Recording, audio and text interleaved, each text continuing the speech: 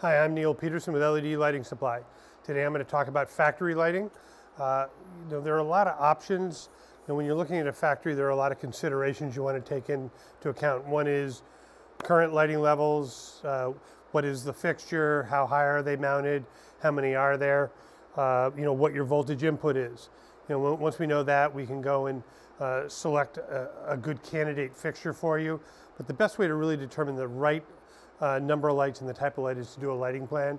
So again, we'd want to know the dimensions, how many rows and columns of fixtures, and we can go run the fixture that you most want to use, whether it's a linear fixture or a high bay, and then determine the right amount of fixtures that are required for a certain amount of light. The other two things we usually want to also know is what are you doing in the space, because that helps direct us. How much light do you need? Is it storage? Is it some level of manufacturing? Is it fine manufacturing, where you need a lot of light? So that's very important. The other aspects are, what are the temperatures in the space?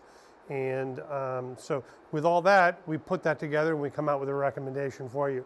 So we do a lot of factories, and so give us a call today, and we can help recommend the right solutions for you.